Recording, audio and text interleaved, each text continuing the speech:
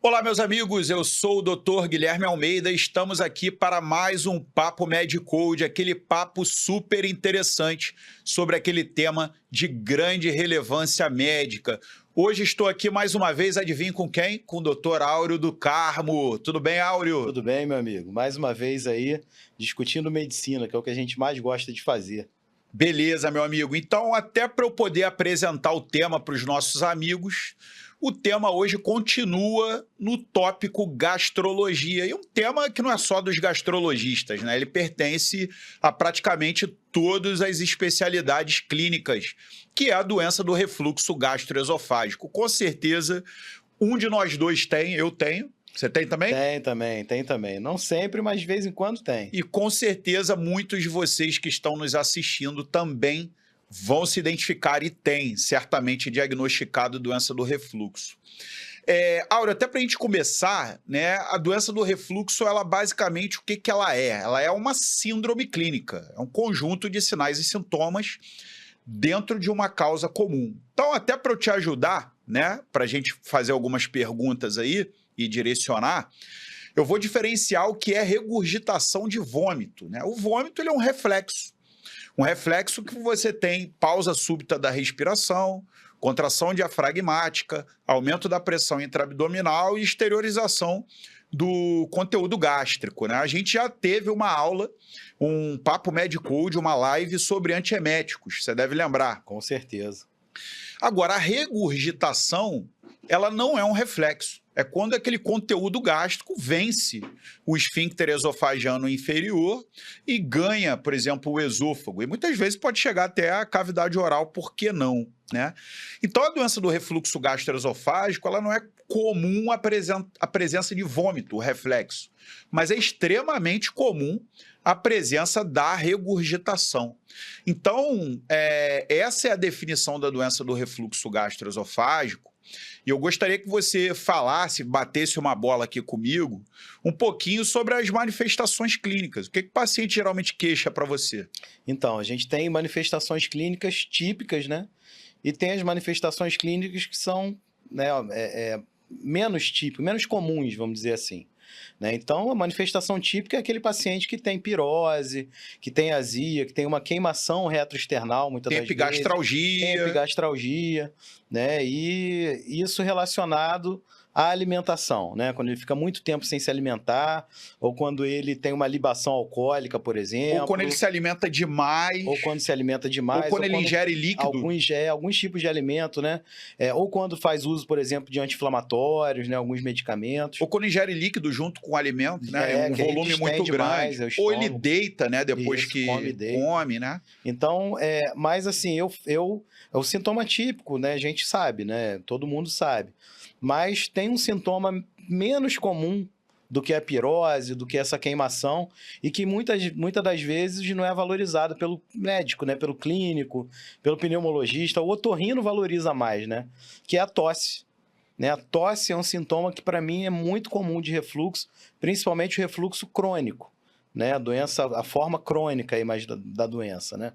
Você observa isso no consultório? Observo. E, assim, didaticamente, né, a maioria dos conteúdos vinculados à doença do refluxo gastroesofágico coloca como sintomas gastroesofágicos, né, que é aquilo que você falou, da pirose, da epigastralgia, que é a dor em queimação, dentro daqueles gatilhos que a gente citou, juntamente com a halitose, né?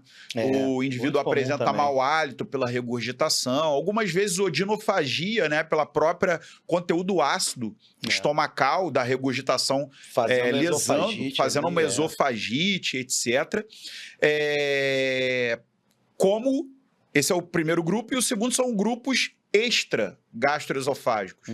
Então, sintomas laríngeos, como rouquidão, tosse, né, pigarro, sintomas pulmonares, que você até falou né? Você falou no Papo Medicode sobre asma, né? Do broncoespasmo. Regurgitação muitas vezes pode levar a broncoaspiração, ocasionando uma pneumonia broncoaspirativa. Também é um sintoma respiratório extremamente relevante. Então, essa é basicamente as queixas que os pacientes chegam. Só que, como você falou com muita propriedade, às vezes o paciente chega valorizando um sintoma extra gastroesofágico. Gastroesofágico. Então, ele chega queixando-se de tosse, como a gente falou no Papo Médico de tosse, chegando, se queixando de pigarro, rouquidão. É uma coisa que eu vejo, rouquidão. Muito comum. Eu que lido com distúrbios endócrinos, né? As mulheres com rouquidão já pensam logo em excesso de androgênios, né? Que tá mudando tá mudando a voz, etc. E também os pulmonares, né? Que a gente já tinha falado. Então, basicamente, essa é a manifestação clínica da doença do refluxo. Você consegue, Auro, pensar que com a gente algumas causas, assim, o que causaria uma doença do refluxo? Aí a gente tem várias causas, né? Cheguei a começar a falar no início, né, do nosso papo. A gente vai desde medicamentos, a ingesta de determinados alimentos ou determinados volumes de alimentos também. As causas também anatômicas, né? Hérnias de hiato, por exemplo. Isso é super importante. A hérnia de hiato é uma doença muito comum, né? Muito mais comum do que as pessoas pensam e que muitas vezes a gente não consegue fazer o diagnóstico nem pela endoscopia, né? E raramente você vê uma investigação de uma hérnia de hiato com, às vezes, exames que têm uma acurácia maior. São exames difíceis de serem feitos. Às vezes é bom a gente, por exemplo, dividir isso que você esgotou praticamente as causas de doença do refluxo. Mas, por exemplo, a gente pode... Você falou em anatômicos, problemas anatômicos. Então, são problemas que afrouxam ou diminuem ou relaxam o esfíncter esofagiano inferior. Então, por exemplo, medicamento, o antagonista do cálcio pode fazer isso. Medicamentos que aumentam a secreção ácida pelo estômago. Tabagismo, que não é um medicamento, mas é uma droga. Eu destaco nitratos, inibidores nitrato relaxa a musculatura lisa. Estrogênio. Anticoncepcional, por exemplo. Outros medicamentos beta-agonistas que aumentam o tônus adrenérgico, por exemplo. Entre outros aí, né? Cafeína, por exemplo. Cafeína tem outros efeitos. Tem o efeito de relaxar e o efeito de aumentar também a produção de ácido clorídrico. Né? Outra coisa é compressão mecânica, né? A gestação, uma gravidez. Um obeso ou uma gestante. Vai aumentar a pressão intraabdominal e vai favorecer o refluxo. Inclusive, essas condições podem estar relacionadas à hérnia que você falou. Principalmente a hérnia de hiato por deslizamento, né? Em que as duas bordas do estômago passam do diafragma e vão para a cavidade torácica, né? A outra hérnia é a hérnia paraesofagiana, que só uma das bordas sobe. Que é muito comum. A obesidade hoje é um problema muito comum. Gestação. E na semiologia a gente vai escutar lá o tórax e ouve nitidamente o movimento peristáltico, né? Exatamente. Já teve disso, já? Já, com certeza. As hérnias maiores dá pra gente pegar ali pela As causas, elas estão muito relacionadas a isso aí, né? Você falou de nitrato e também os medicamentos para disfunção erétil. Disfunção erétil, Tadalafil, sildenafil, todos eles também podem inibidores da fosfodiesterase. Fosfodiesterase, isso. Muito relevante, são causas muito relevantes. Bom, Aura, assim, frente a um paciente com doença do refluxo, natural, né, dentro de uma anamnese, dentro da semiologia, você verificar o que a gente chama de sinais de alarme. Quer dizer, muitas vezes o paciente tem refluxo, todos os sintomas que a gente já citou, mas é um paciente que tem idade acima de 45 anos, às vezes tem história familiar de câncer de estômago ou até de esôfago, tem exposição cultural, ocupacional, né? O pessoal do sul que bebe aqueles chás, né? As erva mate, né? Muito quente, né? Ou pacientes que estão perdendo peso de maneira não justificada, ou pacientes que têm alguma queixa de hemorragia digestiva alta, são pacientes que têm sinais de alarme, e aí você tem que fazer um exame complementar super relevante. Qual que é? Eu destaco primeiro a endoscopia digestiva alta, né, que aí você vai ter uma noção exata ali do que está acontecendo na maioria absoluta das vezes, né? Primeiro você vai ver se tem esofagite, né? Que é um grande marcador aí de gravidade, né? Pode ver Quando se tem você metaplasia. né? Se tiver o esôfago de Barrett ou Barré, você chama de Barrett ou Barré? Barré. Barré? Eu Barré. chamo de Barrett. Aprendi Barrett, Tá chamo bom, de tá Barrett. certo. Então, esôfago de Barré ou Barrett, estenoses, né? Também são muito importantes. Presença de neoplasia. E outras coisas mais graves, né? A presença de neoplasia gástrica ou esofagiana, né? Eu destaco que a neoplasia esofagiana é uma das neoplasias, para mim, mais graves que agressivo, existe, né? Muito agressiva, evolui rápido, né? E cirurgia de esôfago é uma cirurgia muito complicada de ser feita. Quando eu dou aula de semiologia de esôfago, eu pergunto para os meus alunos sempre começo as aulas de semiologia perguntando qual a função de determinado órgão. Eu pergunto qual a função do esôfago. Aí os alunos, levar o alimento da boca para o estômago. Falou, ótimo, e o que mais? Eles, não, só isso, levar o alimento da boca até o estômago. Eu falo, o esôfago é um órgão simples? É muito simples, mas é muito importante. Perde o esôfago só para você ver. Nossa senhora, Igual às vezes tem que acontecer numa esofagectomia. Né? Aí a gente dá valor. E o esôfago ele é pequeno, né? As pessoas não têm a noção, mas ele é mais ou menos o tamanho de uma caneta dessa daqui. Até a largura dele também. E a espessura é muito pequena. Do celular, né, dele. Para caber aqui na sua garganta pequenas. É muito pequena, né? As pessoas às vezes não têm noção disso. E qualquer doença de esôfago é complicada justamente porque é uma camada fina também, celular. É um tecido muito friável, muito fino, né? Então, qualquer lesão distal, por exemplo... Inclusive, aqueles pacientes que artrite, né? faz embriaguez, intoxicação por álcool aguda e vomitam horrores, podem fazer laceração do esôfago, que é a síndrome de Mallory-Weiss. Né? E, às vezes, pode haver o Boerhaave, que é a ruptura, né? Bom, aí a endoscopia é importante, inclusive, para ver também a hérnia, que você tinha falado. Muitas das vezes dá para identificar a hérnia pela endoscopia, né? Mas nem sempre. Nem sempre dá, mas realmente é o primeiro exame. Você vai biopsiar, você vai ver o aspecto da mucosa, principalmente do esôfago, né? Que é o que sofre mais, na verdade, né? Pelo refluxo. Exatamente. Existe um outro exame importante que é a esôfago-manometria, que você vai medir pressões. E aí você pode avaliar a peristalse do esôfago, pode avaliar a pressão no esfíncter esofagiano inferior. Inclusive, você pode avaliar o relaxamento, quer dizer, se aquele esfíncter esofagiano inferior, ele relaxa adequadamente. Isso é muito importante para as doenças funcionais do esôfago, né? Isso. Então, por exemplo, em condições como calásia e acalásia, é importante. Em que você tem a peristalse do corpo e, no caso da acalásia, déficit de relaxamento do esfíncter esofagiano inferior e hipertonia do esfíncter esofagiano inferior. Agora, existem as condições de calásia, que você tem o esfíncter esofagiano inferior totalmente relaxado. Exemplo, doença de Chagas, que você tem um megaesôfago. O esôfago está completamente entregue, relaxado, e você tem refluxo. Né? Então, é um outro exame importante. O outro é a pH-metria, que você vai medir o pH, né, no esôfago, mas geralmente a pH-metria é utilizada para avaliar aqueles pacientes que usam inibidor de bomba de prótons e são refratários. Isso. Ou seja, será que esse inibidor está agindo eficazmente? Né?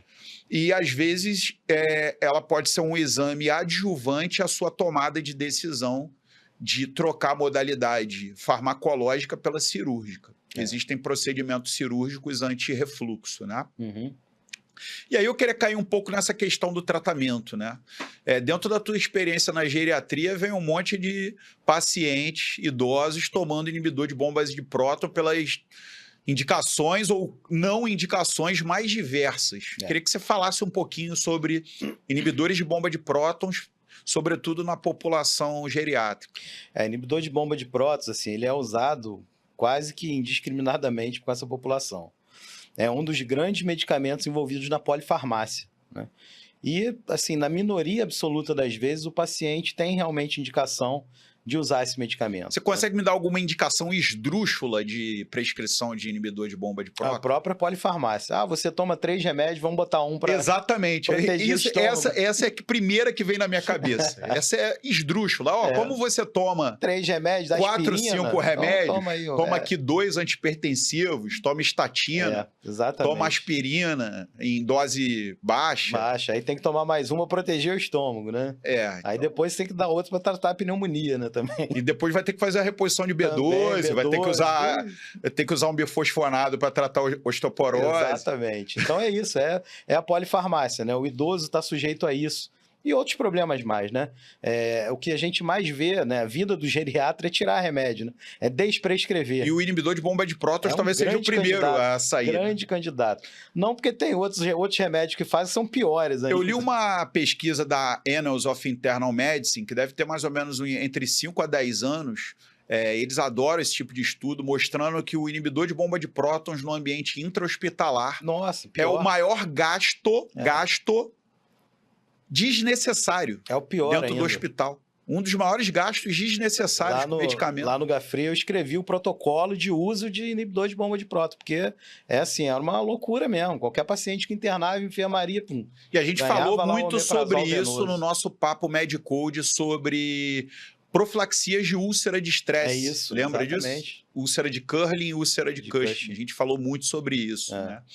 E agora, indicações precisas do inibidor de bomba de prótons é a doença do refluxo gastroesofágico e a doença ulcerosa, péptica. Isso aí. Essas são as principais, né? E tem, claro que cabe a indicação em vários pacientes idosos. E o idoso tem mais refluxo mesmo, né? Até pela frouxidão do esfíncter esofagiano inferior.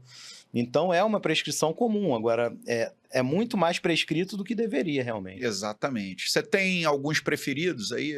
Para você é tudo igual? Não. A gente tem esse... Omeprazol é um remédio que eu particularmente não uso, pelas interações com vários outros medicamentos. Mas se for um paciente que não use nenhum remédio... Aí vale. É um remédio até pelo preço, até né? pelo preço. Mas, o pantoprazol, atualmente, é o primeiro remédio que eu começo.